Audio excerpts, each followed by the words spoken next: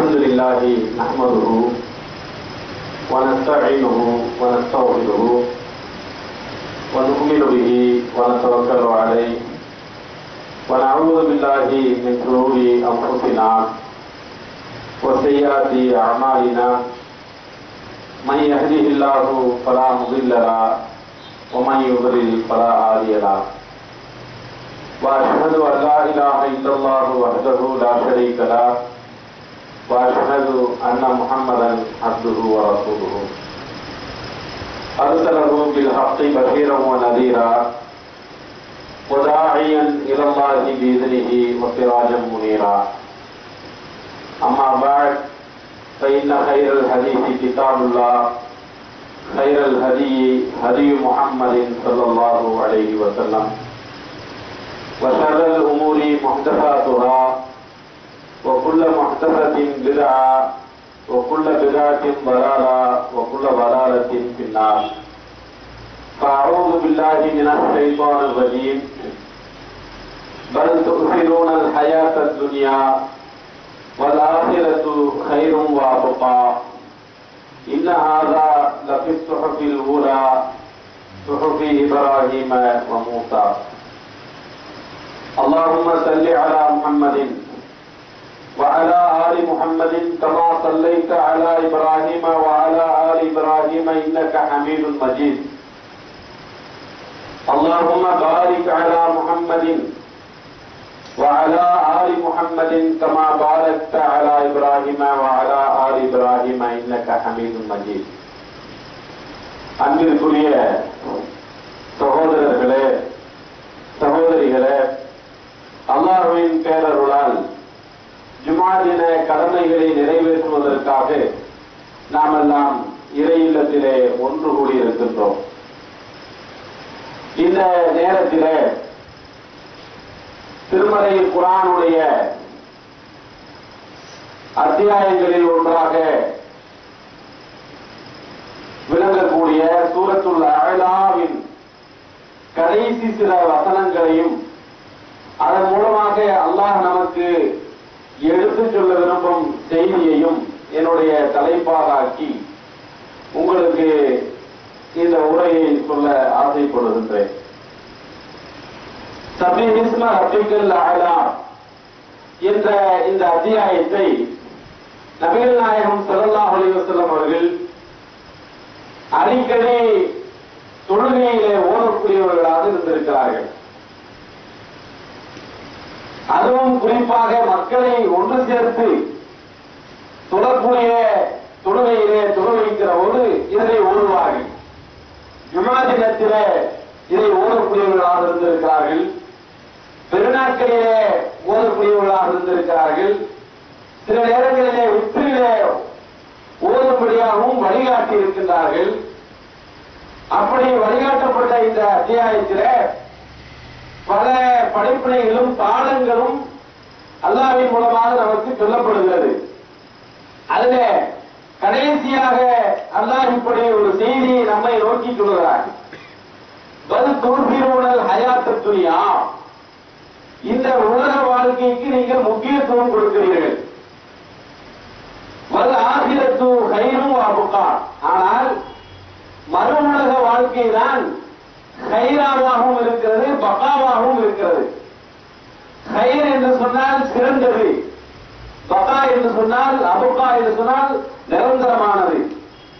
அப்ப அழிந்து போகக்கூடிய நிரந்தரமில்லாத இந்த உலக வாழ்க்கைக்கு நீங்கள் முக்கியத்துவம் கொடுக்கிறீர்கள். ஆனால் மறு உலக வாழ்க்கை தான் உங்களுக்கு சிறந்தது. மூமின்களை நோக்கி சொல்லுகிறான் அல்லாஹ். அது மட்டுமல்ல, நிரந்தரமானதும் மறு உலக வாழ்க்கை தான். இந்த உலகிலே மனிதன் இறந்து போகிறான் என்று சொன்னால் மறு உலகிலே பிறக்கின்றான். அங்கே அந்த பிறப்புக்கு பிறகு அவனுக்கு மரணம் கிடையாது. நீண்டதொரு வாழ்க்கை. அந்த வாழ்க்கையில இந்த உலகிலே நல்லவனாக இருந்தால் அதற்குரிய கூலியை அவன் பெறுவான். அந்த மகிழ்ச்சிகரமான இன்பத்திலே திளைத்திருப்பான். அவன் அமில சாலிகம் ذكر وانثى, இந்த உலகிலே வாழுகிற போது யார் நல்ல அமல்களை அமல்களை செய்கிறார்களோ, ஆண்களிலும் பெண்களிலும் யார் நல்ல அமல்களை செய்கிறார்களோ, லனுஹியன்னஹு ஹயாத்தன் தய்யிபா, அவர்களுக்கு மகிழ்ச்சிகரமான வாழ்க்கையை இந்த உலகத்திலே நாம் தருவோம். மறுமையில என்ன கொடுப்போம்? வலனஜ்ஸியன்னஹும் அஹ்ஸன மா அமிலு, அவர்கள் இந்த உலகிலே செய்ததற்கு பிரதிபலனாக கூலியாக அதை விட சிறந்ததை வழங்குவோம் என்று அல்லாஹ் உத்தரவாதம் தருகிறான். அப்படிப்பட்ட அந்த வாழ்க்கை தான் மறு உலக வாழ்க்கை. அப்ப ஒவ்வொரு ஈமான் கொண்ட ஆணும் பெண்ணும் நாம் வாழக்கூடிய இந்த உலகம் தற்காலிகமானது, நாம் வாழ்ந்து கொண்டிருக்கக்கூடிய இந்த வாழ்க்கை நிரந்தரமானது கிடையாது.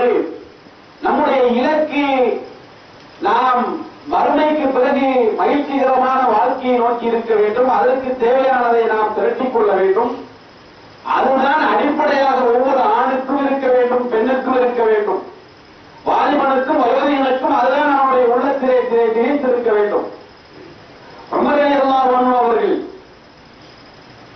மக்களை நோக்கி பல உபதேசங்களை செய்வார்கள். அதில் இப்னு உமர் ரலியல்லாஹு அவர்கள் ஒரு சகோதரருடைய தோளிலே கை வைத்து தோழரிடத்திலே சொல்கிறார்கள், பைனா அஸ்பஹத ஃபலா தன்ததில் மஸா, நீ காலையை அடைந்து விட்டால் மாலை கிடைக்கும் என்ற உத்தரவாதம் உனக்கு கிடையாது, எதிர்பார்க்காத.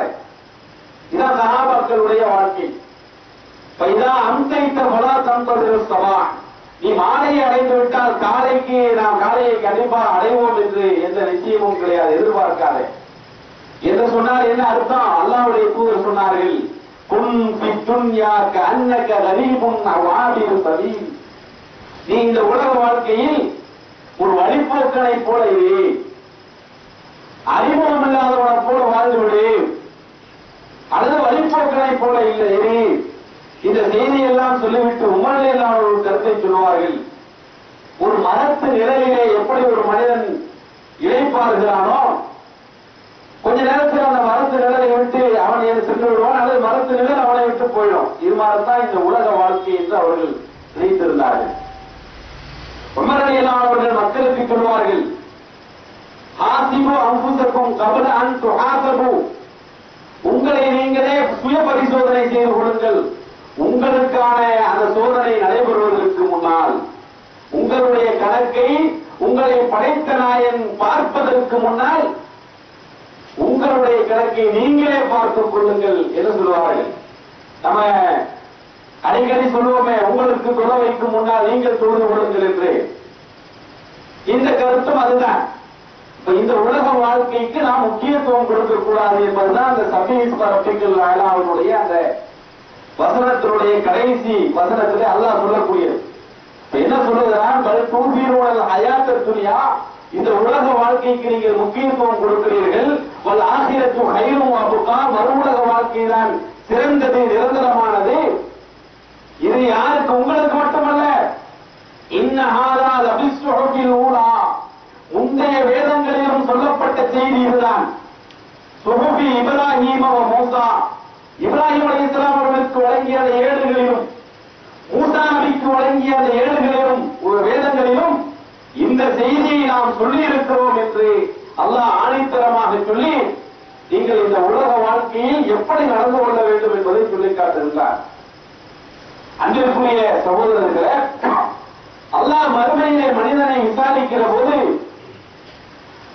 மனிதன் தான் செய்த நன்மையையும் தீமையையும் உணர்ந்து கொண்டதற்கு பிறகுதான் அவனுக்கு சொர்க்கமா நரகமா என்பது விளக்க வைக்கப்படும். அவனுக்கு அந்த தண்டனை வழங்கப்படும், அந்த தீர்ப்பு அவனுக்கு கிடைக்கும்.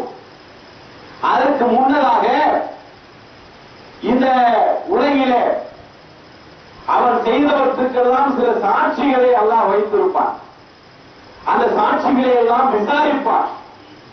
அந்த விசாரணைக்கு பிறகுதான் மறு உலகத்தினுடைய அந்த தண்டனையோ கூலியோ வழங்கப்படும். அப்படிப்பட்ட சில சாட்சிகளை திருமறை குர்ஆனிலும் ஹதீஸ்களிலும் நாம் பார்க்கிறோம்.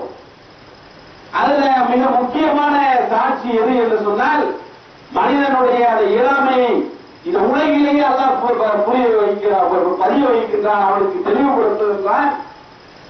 நம்முடைய உறுப்புகள் எப்படி நாவின் மூலமாக நாம் பேசி வந்தோமோ, நாவின் மூலமாக நாம் தம்பட்டம் அடித்து வைத்து வந்தோமோ, நம்முடைய நாவின் மூலமாக பம்மாத்து காட்டி வந்தோமோ, இறைவன் விரும்பாத எத்தனையோ விஷயங்களை இந்த நாவின் மூலமாக பேசி வந்தோமோ, இந்த நாவு மட்டும்தான் பேசும் சக்தி உள்ளது என்பதாக நாம் நினைத்துக் கொண்டிருந்தோம்.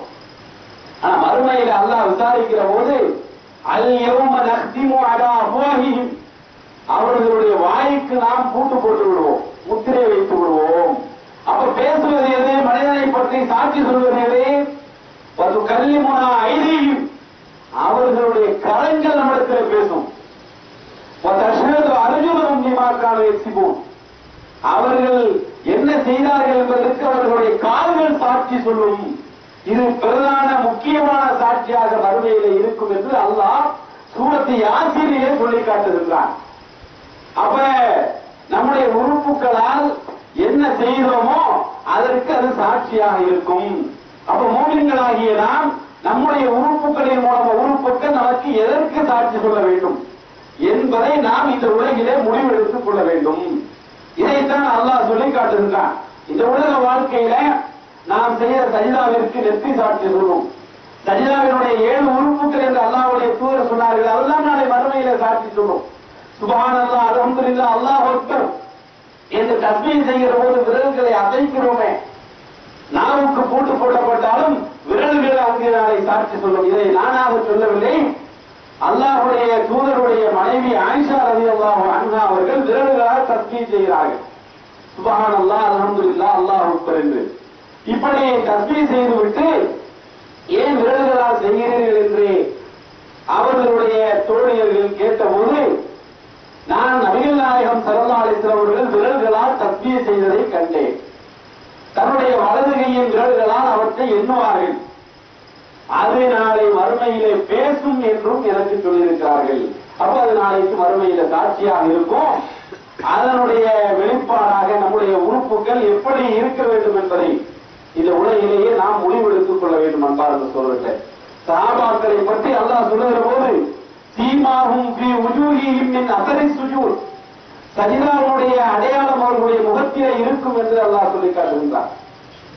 திருமறை குர்ஆனிலே நபிகள் நாயகம் ஸல்லல்லாஹு அலைஹி வஸல்லம் அவர்கள் என்னுடைய உம்மத்தினர் அவர்கள் செய்த உணவின் காரணமாக துபஅஸூன யௌமல் கியாமத்தி குர்ரன் முஹஜ்ஜலீன், ஒளி வீசும் அங்கங்கள் உடையவர்களாக நீங்கள் எழுப்பப்படுவீர்கள் என்று சொன்னார்கள். அல்லாஹ் அந்த பாக்கியத்தை நமக்கு வழங்க வேண்டும்.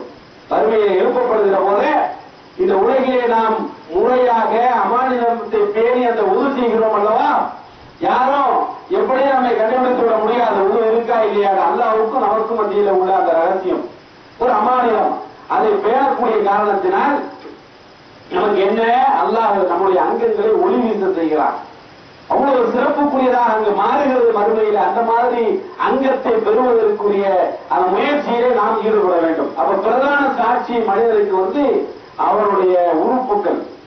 உடனே மனிதன் வாய் கேட்குமா, எப்படி விமர்சனித்தும் அறையினா எங்களை எனக்கு எதிராகவே நீங்கள் சாட்சி சொல்லுகிறீர்களே என்று மனிதன் அங்கலாய்ப்பான்.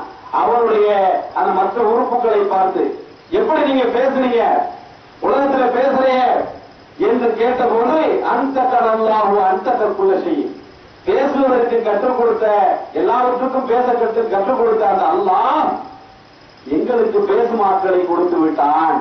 இப்ப நாங்க பேசுறோம் என்று அந்த உறுப்புகள் சொல்லுவதாக சொல்லும் என்று குர்ஆனிலே அல்லாஹ் சொல்லி காட்டுகின்றான். அதனாலதான் அல்லாஹ்வுடைய தூதர்கள் சொன்னார்கள், காம இச்சையோடு உன் கரம் பிறரிடத்திலே தவறும் என்று சொன்னால் அது கை செய்யும் விபச்சாரம் என்று சொன்னார்கள்.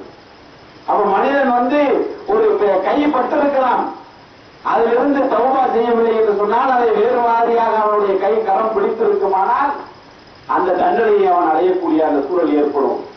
பார்வை ஷைத்தானுடைய அம்புகளில் ஒன்று என்று சொன்னார்கள். அதை பேணிக் கொள்ளாமல் நாம் அது ஊனமோக்கிலே விட்டு விடுவோம் என்று சொன்னால் அதுவும் விபச்சாரத்தினுடைய ஒரு பகுதியாக பாவத்தை பெற்றுத்தரும் என்று அல்லாஹ்வுடைய தூதர்கள் எச்சரிக்கை செய்கின்றார்கள்.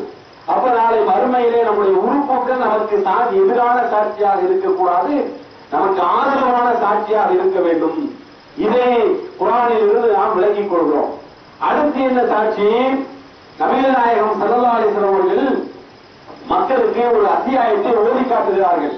இதா சூழ்நிலத்தில் அருது சிறுதாலகா வாகரகத்தில் அருது அஸ்தாலகா அப்படிங்கிற இந்த அத்தியாயத்தை ஓதுகிற போது அதுல ஒரு வசனம் வருகிறது. யௌமைதின் ஹஸ்பித்து அக்பாரஹா, அந்த நாளிலே மறுமை வருகிற போது பூமி நில அதிர்வு ஏற்பட்டு அதில் உள்ளவைகளை எல்லாம் வெளியில கொண்டு வந்து தள்ளும். தன்னுடைய செய்திகளை எல்லாம் அது சொல்லும். அக்பார் செய்திகளை சொல்லும் என்று அல்லாஹ் குர்ஆனிலே சொல்கிறார். அதற்குரிய விளக்கத்தை அல்லாஹ்வுடைய தூதரவர்கள் சஹாபாக்களை நோக்கி கேட்டுவிட்டு சொன்னார்கள். அது ததுரூனமா அக்பாருஹா, இந்த பூமி சொல்லக்கூடிய செய்தி எது என்பது உங்களுக்கு தெரியுமா என்று கேட்டுவிட்டு, தெரியாத அல்லாஹ்வுடைய தூதரவர்களே என்று தோழர்கள் சொன்னபோது, இந்த உலகிலே மனிதன் நடந்து கொண்டிருக்கிற போது என்னெல்லாம் செய்தான், என்ன நல்லது செய்தான், என்ன கெட்டது செய்தான் என்பதை நாளை அந்த பூமியே அவனுக்கு சாட்சி சொல்லும் என்று நபிகள் நாயகம் ஸல்லல்லாஹு அலைஹி வஸல்லம் சொல்கிறார்கள். அது ஒரு சாட்சியாக வந்து நாளை மறுமையிலே நமக்கு நிற்கும். அந்த நேரத்திலே நாம் எப்படி தப்பிப்போம் என்பதை இந்த உலகில் மனித நாளைக்கு நான் ஒண்ணுமே செய்யலை என்று சொல்லக்கூடாது. நீ இந்த நேரத்தில் என்னுடைய முதுகிலே நடந்து சென்ற போது இதை செய்தா என்று பூமி சாட்சி சொல்லும். மனிதன் மறுக்க முடியாது. அடுத்து மிக முக்கியமான சாட்சி என்ன என்று சொன்னால் குர்ஆன். குர்ஆன் சாட்சி சொல்லும் என்று நபிகள் நாயகம் ஸல்லல்லாஹு அலைஹி வஸல்லம் சொன்னார்கள். குர்ஆன் ஹுஜ்ஜத்துல் லக்க அவ் அலைக்க, உனக்கு ஆதரவான சாட்சியாகவும் குர்ஆன் இருக்கும், உனக்கு எதிரான சாட்சியாகவும் நாளை குர்ஆன் இருக்கும். இந்த உலகிலே யார் குர்ஆனை படித்து தன் வாழ்க்கையிலே அது சொல்லக்கூடிய உபதேசங்களின்படி நடந்து அதை பிரச்சாரம் செய்து அல்லது பிரச்சாரத்திற்கு உதவி செய்து நடந்தார்களோ அவர்களுக்கு இந்த குர்ஆன் ஆதரவான சாட்சியாக இருக்கும். குர்ஆனாவது வேறு ஏதாவது என்று நினைத்து அதன்படி நடக்கவில்லை, அதை குர்ஆன் வேதம் என்று நினைத்ததோடு சரி, அந்த பிரச்சாரத்திற்கு உதவவில்லை, புறக்கணித்தார் என்று சொன்னால் நாளை குர்ஆன் எதிரான சாட்சியாக அங்கு வந்து நிற்கும் என்பதை நபிகள் நாயகம் ஸல்லல்லாஹு அலைஹி வஸல்லம் சொன்னார்கள்.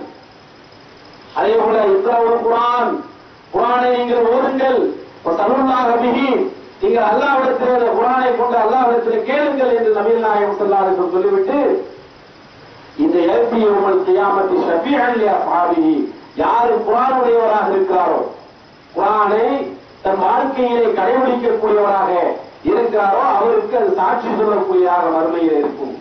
இன்னொரு செய்தியிலே அல்லாஹ்வுடைய தூதர் சொன்னார்கள், அஸ்ஸியாமு வல் குர்ஆனு யஸ்மஆனி லில் அப்த், ஒரு அடியானுக்காக குர்ஆனும் நோன்பும் சாட்சி சொல்லும், பரிந்துரைக்கும் என்று நபிகள் நாயகம் ஸல்லல்லாஹு அலைஹி வஸல்லம் அவர்கள் சொன்னார்கள். அவனுக்காக பரிந்து பேசும் அல்லாஹ்விடத்திலே என்று சொன்னார்கள். அப்ப இந்த குர்ஆனை நாம் எப்படி அணுகிறோமோ அது மாதிரியான நமக்கு ஆதரவான எதிரான சாட்சியாக சிபாரிசாக நாளை மறுமையிலே குர்ஆன் வந்து நிற்கும். இது ஒரு மிக முக்கியமான சாட்சி என்பதை பார்க்கிறோம். எதற்காக இதெல்லாம் சொல்லுகிறேன் என்று சொன்னால், இந்த உலக வாழ்க்கைக்கு முக்கியத்துவம் கொடுத்து மறுமையை மறந்து விடுகிறோம். அல்லாஹ் அப்படி இருக்கக்கூடாது என்று அந்த அத்தியாயத்திலே சபீஹிஸ்ம ரப்பிக்கல் அலா என்ற அத்தியாயத்தின் இறுதியிலே சொல்லி காட்டுகின்றார். அடுத்து சாட்சி என்ன? மலக்குகள் சாட்சியாக இருப்பார்கள். பிரதான சாட்சிகள்ல வயன்குள்ளு நப்சின் லம்மா அலைஹா ஆஃபிஸ், எந்த ஒரு ஆத்மாவிற்கும் அதை பாதுகாக்கும் ஒரு மலக்கு இல்லாமல் இல்லை என்று அல்லாஹ் சொல்கிறார். நம்ம பைக்ல போய்கிட்டு இருக்கோம், அதுல ஏதாவது ஒரு விபத்து நடந்திருக்கும், ஒரு நொடியில அதிலிருந்து நாம் தப்பித்திருப்போம். எப்படி அதிலிருந்து நமக்கு பாதுகாப்பு கிடைச்சுன்னு சொல்ல முடியாது. அல்லாஹ் பாதுகாப்பு கொடுக்கிறான் மலக்குகளின் மூலமாக. ஒரு இடர்பாடுகளிலே எல்லாரும் இறந்து போயிருப்பார்கள், ஒரே ஒரு குழந்தை மட்டும் தப்பித்திருக்கும். ஈரான்ல நடந்த பூகம்பத்தில் 9 நாட்கள் அந்த இடர்பாடுகளை அகற்றிக் கொண்டே இருக்கிறார்கள். 9 நாள் உயிரோடு இருக்க முடியுமா யாரும்? அகற்றிக் கொண்டிருக்கிற போது ஒரு முனகல் சத்தம் கேட்கிறது. திறந்து பார்த்தால் அந்த கற்களை அகற்றி பார்த்தால் ஒரு பச்சிளம் குழந்தை தன் தாயின் மார்போடு அணைந்த நிலையில இருப்பது தெரிய வருகிறது. உயிருக்கு முனகல் சத்தம் இருக்கிறது. வேகமாக எடுத்துட்டு பார்த்தால் அந்த தாயினுடைய மார்பகத்தினுடைய ரத்தம் கடித்து ரத்தம் அந்த குழந்தையின் வாயில இருக்கிறது. தாயினுடைய உயிர் அப்பொழுதுதான் பிரிந்திருக்கிறது. குழந்தையை காப்பாற்றி விட்டார்கள். எவ்வளவு பெரிய ஆச்சரியம் கல்லுக்குள் இருக்கும் தேரைக்கும் உணவளிப்பவன் அல்லாஹ் என்று சொல்லுகிறோமே, இது மாதிரி அது மாதிரி காடுகள் எரியக்கூடிய அந்த அதிசயத்தை காட்டுகிற போது ஒரு பறவை அப்படியே நிற்கிறது, போய் பறவை உயிரோடு இருக்கிற மாதிரி நினைச்சிட்டு போய் தொட்டாக்க அதுல இருந்து அது சாம்பல் பறக்கிறது, அதற்குள்ளே இருக்கக்கூடிய அந்த குஞ்சுகளை அதை காப்பாற்றி விட்டு பறந்து செல்கிறது, அந்த குஞ்சுகள் பறந்து செல்கிறது மனிதர்கள் கிட்ட போன உடனே. இந்த மாதிரி அல்லாஹ் யாரை எப்பொழுது பாதுகாப்பு இருக்க வேண்டும் என்று எதுவரை பாதுகாக்க வேண்டும் என்று இருக்கிறாரோ அதுவரை பாதுகாப்பான். நாம் பெற வேண்டிய படிப்படை என்ன என்று சொன்னால், பாதுகாக்கக்கூடிய மலக்கு இருக்கிற மாதிரியே மனிதன் எல்லாம் நினைச்சு பார்க்கிறான், நாம் செய்யக்கூடிய செயல்களை பதிவு செய்யக்கூடிய மலக்குகள் இருக்கிறார்கள் என்பதை மறந்து விடுகிறான். மாயல்பின் கவுனில் இல்லாத அறிகிற தீபுன் அத்தி, கண்காணிக்கக்கூடிய 2 மலக்குகள் இல்லாமல் மனிதன் எதையும் முடிவதில்லை. மலக்குகள் கண்காணித்துக் கொண்டிருக்கிறார்கள், எழுதிக் கொண்டிருக்கிறார்கள். இது ஒரு பிரதான சாட்சியாக நாளை மறுமையில் இருக்கும் என்று மார்க்கம் சொல்லுகிறது. அடுத்த சாட்சி என்ன? நம்முடைய செயலேடு. நீ இந்த நேரத்தில் இதை செய்தாய் என்பதை நாம் ஒவ்வொரு மனிதனும் படித்து பார்த்த உடனே விளங்கிறோம். எல்லோரும் மறந்து விட்டார்கள், ஆனால் அல்லாஹ் மறக்கல. மாக்கான ரப்புக்க நசியா, அல்லாஹ் மறக்கிறவன் கிடையாது. அல்லாஹ் பதிவு செய்து வைத்து நம்முடைய தூக்கி போடலாம் நரகத்துல, அதை சொர்க்கத்துக்கு போன்னு சொல்லலாம். இந்த உலகிலே உன்னை நீ எப்படி நடத்தி காட்டினாய், உன்னை படைத்த நாயனுக்கு அடிமை என்பதை நிரூபித்து காட்டினாயா, அல்லது அகம்பாவம் பிடித்தவனாக நடந்தாயா? இறை வழி நபி வழி இதுதான் என்று உனக்கு தெரிந்ததற்கு பின்னால் எவ்வளவு அடம் பிடித்தாய். உலக ஆசாபாசத்திற்காக சைத்தானுடைய மாய வழியில் வீழ்ந்து இந்த காரியங்களை எல்லாம் செய்தாரே, இங்கே பார், அது பதிவு செய்யப்படுவது மறுக்க முடியுமா? மனிதன் புலம்புவான். எப்படி புலம்புவான்? மாலி ஹாதல் கிதாப் லா யுகாதிரு ஸகீரத்தன் வலா கபீரத்தன் இல்லா அஹ்ஸாஹா. சூரத்துல் கஹ்ஃபிலே அல்லாஹ் சொல்கிறான், என்ன இந்த பதிவேட்டுக்கு நேர்ந்தது, நான் செய்த சின்னதையும் விடல பெருசையும் விடல, பெரும் பெரும் பாவங்களும் பதிவு செய்யப்பட்டிருக்கிறது, சின்ன சின்ன காரியங்களும் பதிவு செய்யப்பட்டிருக்கு. அல்லாஹ் எப்படிப்பட்டவன்? يعلم خائنة الأعين وما تخفي الصدور. அவன் கண் சாடைகள் செய்யும் மோசடியையும் அறிந்தவன் அல்லாஹ். உள்ளத்தில் மறைத்து வைத்திருக்கக்கூடிய துரோக எண்ணங்களையும் அறிபவன் அல்லாஹ் என்று சொல்கிறான். அது பதிவு செய்யப்பட்டிருக்கும். நாளை அதையும் அல்லாஹ் காட்டுவான். இதுக்கு பிறகுதான் தீர்ப்பு. மனிதன் இந்த உலகிலே வாழக்கூடிய நேரத்தில் எப்படி வேண்டுமானாலும் வாழலாம் என்ற இலக்கு எல்லாருக்கும் இருக்கலாம். ஆனால் மோமின்களுக்கு மறுமைதான் இலக்காக இருக்க வேண்டும். அங்கு எப்படி நாம் வெற்றி பெறுவது? உலகில மனிதனை பாருங்கள், அவனுடைய எண்ணம் எல்லாம் இந்த உலகத்துல பல்வேறு வகையில் ஒவ்வொருத்தருக்கும் ஒரு ஆசை இருக்கும். ஒரு வகையான கலர் சட்டையை போடணும் அப்படின்னு ஒரு மனிதனுக்கு ஆசை இருக்கும். ஒரு வகையான சேலையை எடுத்து கட்டணும், அது ஒரு இந்த ரூபாய்க்கு மேல இருந்தா தான் நான் கட்டுவேன், அது நல்லா இருந்தாலும் சரி கெட்டு போயிருந்தாலும் சரி எனக்கு அதான் பிடிக்கும் அப்படிங்கிற மாதிரி தான் மனிதனுக்கு பல்வேறு ஆசைகள். சுகர் நோயாளிகிட்ட போய் கேட்டாக்க எனக்கு சுகர் இல்லாம இருந்தா போதும், வேற ஒண்ணுமே வேணாம் அப்படின்னு சொல்லக்கூடிய அளவுக்கு இருக்கும். அது மாதிரி வாய்ப்பனா இருக்கிறவங்களுக்கு திருமணத்தை பற்றி ஆசை இருக்கும். இந்த மாதிரி பல்வேறு ஆசைகள் மனிதனுக்கு இருக்கிற இந்த உலகத்துல. ஆனால் இந்த உலகத்தில் இருக்கிற எல்லா ஆசையும் எல்லாருக்கும் நிறைவேறாது. மறு உலகத்தில் தான் மூமின்களுக்கு நிறைவேறும் என்று அல்லாஹ் சொல்லுகிறான். அதுல ஒரு சில ஆசைகள் எல்லாருக்கும் பொதுவானது. பொதுவான அந்த ஆசைகள் இருக்கு, அது இந்த உலகத்துல நடக்கணும்னு எல்லாருக்கும் எண்ணம் இருக்கும், ஆனால் நடக்காது. அதுல ஒண்ணு என்ன, மனிதன் இந்த உலகத்துல தான் நினைத்ததெல்லாம் நடக்க வேண்டும் என்று நினைக்கிறான், ஆசைப்படுறான். அது இந்த உலகத்தில் நடக்குமா என்று சொன்னால் நடக்காதுங்க. இந்த உலகத்தில் நான் நினைத்ததெல்லாம் நடக்க வேண்டும் என்று ஆசைப்படக்கூடிய மனிதன் நடக்காத போதுதான் தற்கொலை செய்து கொள்கிறான். நான் நினைச்சது நடக்கலையே, பரீட்சையில மார்க் வாங்கணும்னு நினைக்கிறேன், என்னால முடியாம போயிடுச்சு. அல்லது நான் பெரிய வியாபாரத்துல முதலீடு செஞ்சு லாபம் சம்பாதிக்கலாம் நினைச்சேன், நஷ்டமாயிருச்சு. அல்லது காதல்ல தோல்வி ஏற்பட்டுருச்சு, இனிமே நான் உயிர் வாழ்றதுல அர்த்தம் பண்ணி தற்கொலை பண்றானே. இதுக்கெல்லாம் பின்னணி என்ன என்று சொன்னால் தான் நினைத்தது மாதிரி நடக்கலைங்கிறது தான் காரணம். இந்த உலகத்துல மனிதன் நினைத்ததான் நடக்காதுங்க. மூமின்களுக்கு மட்டும் அல்லாஹ் அது மறுமையில நடக்கும் என்று சொல்கிறான். எப்படி மறுமையில நடக்கும்? சொர்க்கத்துல நுழைந்த உடனே வளர்க்கும் பீஹாமா தஸ்தஹி அன்புசுக்கும், உங்களுடைய மனம் என்னெல்லாம் விரும்புகிறதோ அதெல்லாம் இங்கே நடக்கும். வளர்க்கும் பீஹாமா தத்தவும், நீங்கள் என்ன வேண்டும் என்று நாடுகிறீர்களோ நினைக்கிறீர்களோ அது இங்கதான் நடக்கும் என்று மூமின்களுக்கு, அல்லாஹ்வை நம்பியவர்களுக்கு இந்த உலகிலே ஹராமான வாழ்க்கையை விட்டு பேணி தன்னுடைய அங்கத்தையும் அவயவங்களையும் உறுப்புகளையும் பேணி பாதுகாத்தார்களே அந்த நல்லடியார்களுக்கு அல்லாஹ் மறுமையிலே நடக்கும் என்று சொல்கிறார். அப்ப அது சொர்க்கத்துல தான் நடக்கும். அப்ப விளங்குதா இந்த உலகம் நமக்கு நிரந்தரம் இல்லை, இந்த உலகத்துல நினைத்ததெல்லாம் நடக்காது என்பதை புரிந்து கொள்கிறோம். அடுத்து மனிதனுக்கு இந்த உலகத்துல நோயற்ற வாழ்க்கை வேண்டும் என்று உலக அளவில் எல்லாருக்கும் பொதுவான ஆசை இருக்கிறது. அதற்காக சாதாரணமா ஏழை கவர்மெண்டா இருக்கக்கூடிய ஒரு அரசாங்கத்தை நீங்க கணக்கு போட்டு பார்த்தாலும் அவன் வருஷத்துக்கு செலவழிக்கிறது இந்த மருந்துகளுக்காக, மருத்துவத்துறைக்காக செலவழிக்கிறத பாத்தீங்கன்னா பல ஆயிரம் கோடி டாலர்களை செலவழிக்கிறார்கள்.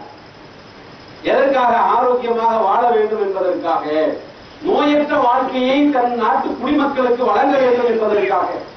அது நடக்கிறதா? நோயற்ற வாழ்க்கை கிடைச்சிருச்சா? இந்தியாவில் மட்டும் நீங்க நம்ம சாதாரணமா போயிட்டு இருக்கோம். சில அதிகமானவருக்கு தர்மாஸ்பத்திரியினுடைய அந்த வரவு செலவுலாம் தெரியாதுங்க.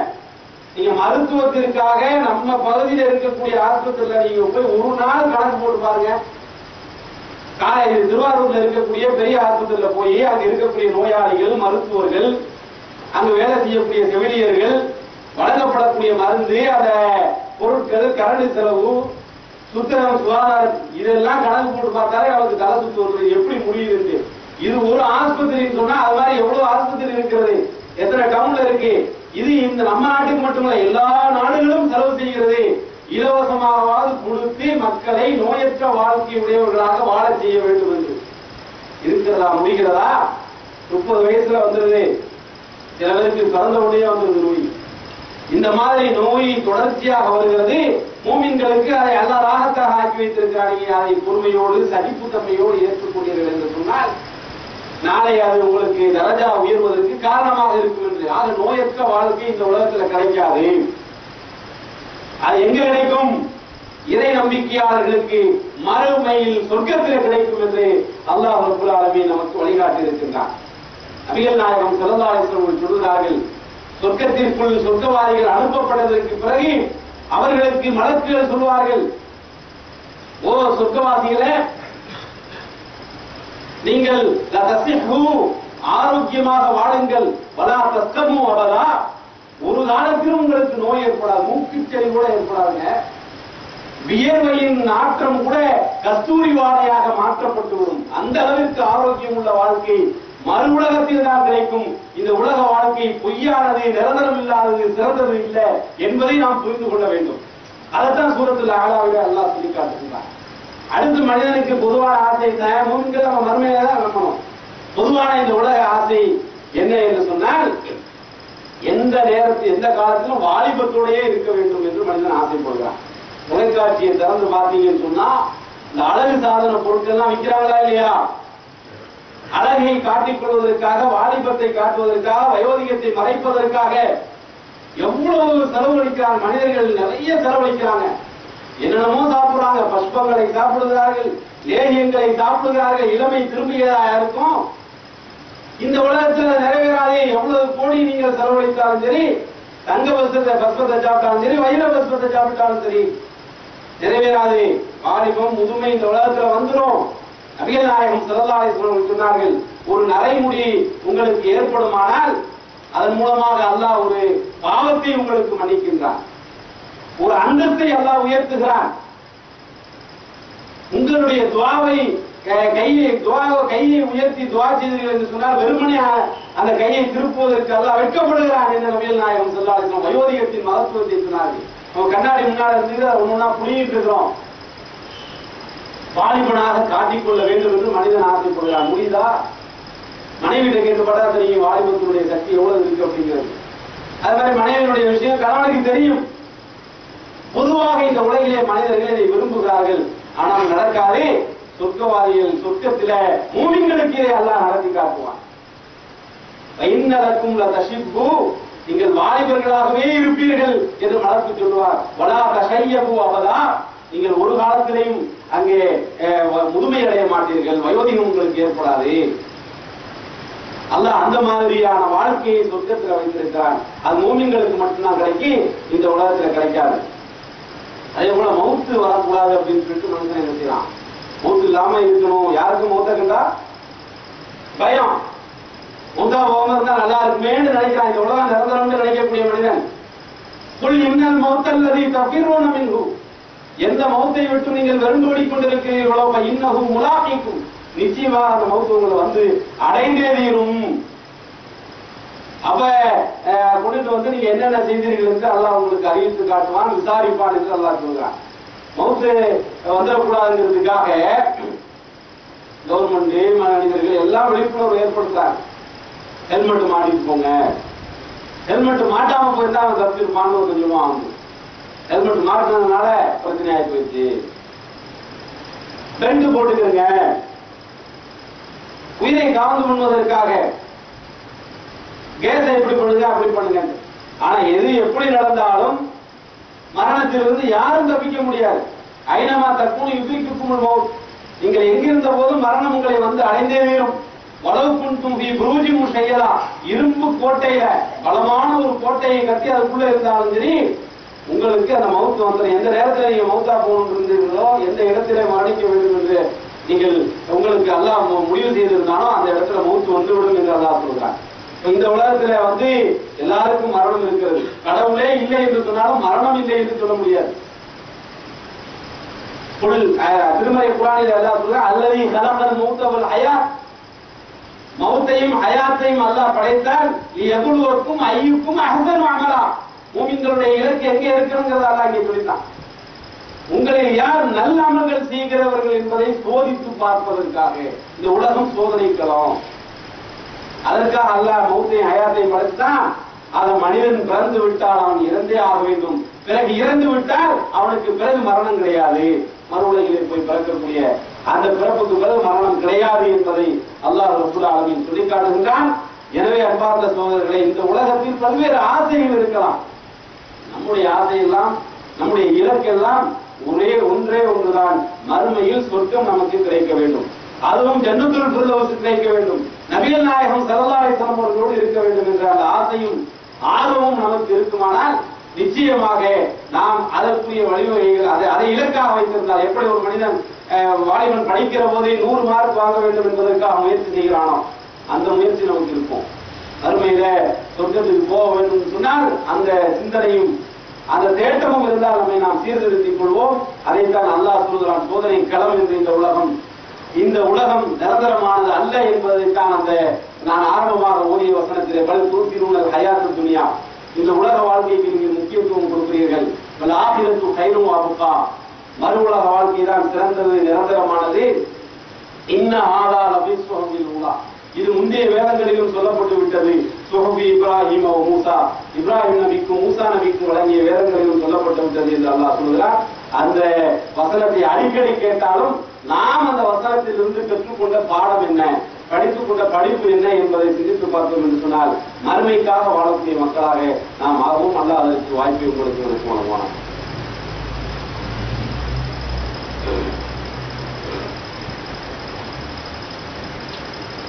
அல்ஹம்துலில்லாஹி ரப்பில் ஆலமீன், வல்-ஆகிபத்து லில்-முத்தகீன், வஸ்ஸலாத்து வஸ்ஸலாமு அலா ஸய்யிதில் முர்ஸலீன் நபியினா முஹம்மதின் வ அலா ஆலிஹி வ ஸஹ்பிஹி அஜ்மஈன். அன்பார்ந்த சகோதரர்களே, பொதுவாக தொழுகை என்பது நமக்கு அல்லாஹ் வழங்கிய மிகப்பெரிய ஒரு அற்புதம்.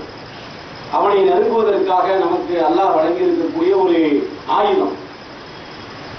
ஒரு மனிதன் மிக நெருக்கமாக அல்லாஹ்விடத்தில் இருப்பது அவன் சஜ்தாவிலே இருக்கிற போது என்று நபிகள் நாயகம் ஸல்லல்லாஹு அலைஹி வஸல்லம் சொன்னார்கள். சொல்லிவிட்டு அந்த நேரத்தில் எவ்வளவு வேணுமோ கேட்டுக்கொள்ளுங்கள் என்பதையும் அல்லாஹ்வுடைய தூதர் வந்து வழிகாட்டினார்கள்.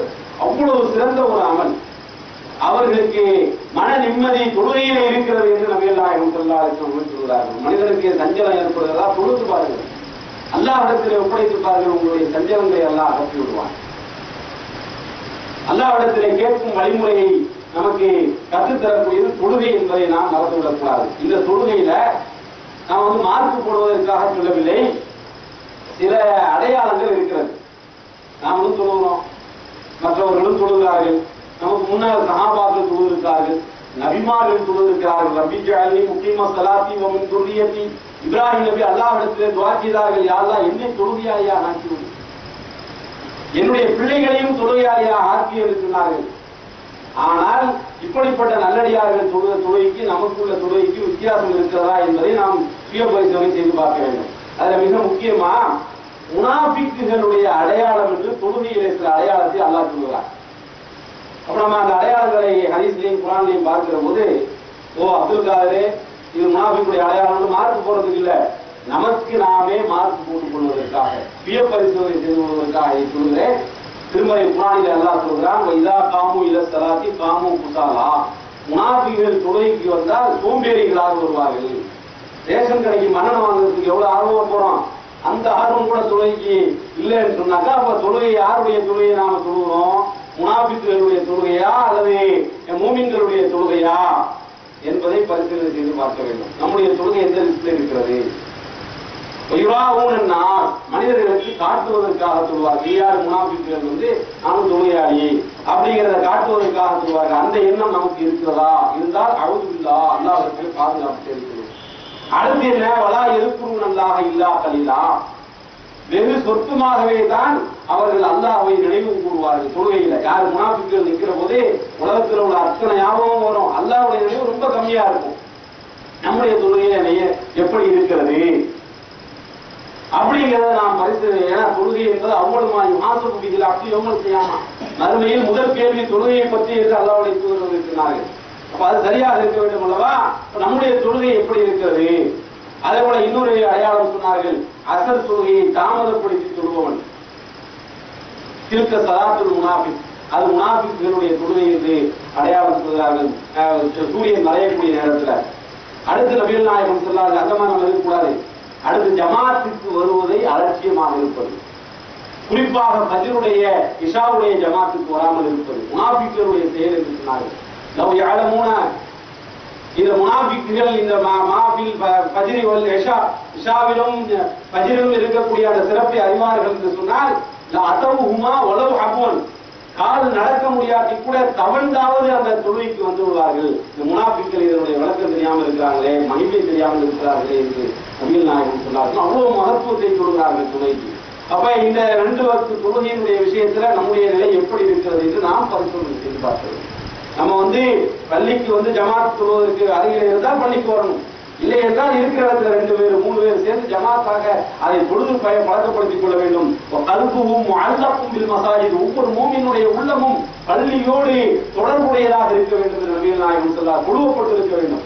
அல்லாஹ் என்று சொன்னால் ஒரு விஷயத்தை பொழிவு உள்ளது, சட்டையை மாற்றணுமா இல்லையா, பொழிவு தொங்கும். இது மாதிரி நம்முடைய உள்ளம் பள்ளியோடு தொடர்புடையதாக இருக்க வேண்டும். அப்படி இருந்தால் மறுமையில் அரசுடைய நிலம் கிடைக்கும் என்று அல்லாஹ் சொன்னார்கள்.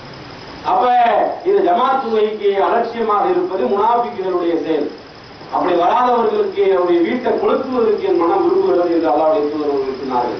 அப்ப இந்த விஷயங்கள் எல்லாம் நாம் பரிசீலனை செய்து இந்த அடிப்படையான விஷயம் தொழுகை, இதில் நம்முடைய நிலை எப்படி இருக்கிறது என்பதை பார்க்க. அடுத்து நிதானம் இல்லாமல் தொழுவது, அது முனாஃபிக்குகளுடைய தொழுகை என்று சொன்னார்கள். சஜிதா செய்கிற போது ஒழுங்கா சஜிதா செய்வதில்லை, எழுந்த உடனே மீண்டும் சொல்லுவது. தொழுகை அந்த தொழுகையை பற்றி சொல்கிற போது என் பொருட்க நக்கி தீ சேவல் கொத்துவதை போல கொத்துகிறானே, அது முனாஃபிக்குடைய தொழுகை என்று சொன்னார். டக்கு டக்குன்னு சஜிதா செய்வது, டக்குன்னு ருக்குல எழுந்திருச்சு டக்குன்னு போயிடுவது. ஒவ்வொரு செயலுக்கும் இடையில அமைதி நிதானம் இல்லாமல் சொல்வது, இதெல்லாம் முனாஃபிக்குடைய அடையாளமாக தொழுகை விஷயத்துல. அப்ப இந்த தொழுகை நம்மிடத்தில் இருந்தால் நமக்கு சொர்க்கம் கிடைக்குமா? அது சஹாபாக்களை போல நபிமார்களை போல நபிகள் நாயகம் ஸல்லல்லாஹு கால் நீக்கும் அளவிற்கு இருந்து தொழுதார்களே, அந்த மாதிரி தொழுகைக்கு மகத்துவம் இருக்கிறதா? அதை நாம் தொழுகிறோமா? நம்முடைய தொழுகை எந்த லிஸ்ட்ல இருக்கிறதுங்கிற அந்த சுய பரிசோதனை செய்து கொள்ள வேண்டும் என்று கேட்டு அல்லாஹ் ரப்பல் ஆலமீன் நாம் இந்த உலகிலே செய்யக்கூடிய முயற்சிகளை, குறிப்பாக இபாதத்துகளை அவனுக்காக செய்யக்கூடிய அந்த பாக்கியத்தை நாம் நமக்கு வழங்கி நம்முடைய அமல் குற்றம் குறைகளை மன்னித்து மறுமையில உயர்ந்த சுத்தத்தை வழங்க வேண்டும் என்று கேட்டு முடிக்கிறேன். வாசுதேவனான அல்ஹம்துலில்லாஹி ரப்பில் ஆலமீன்.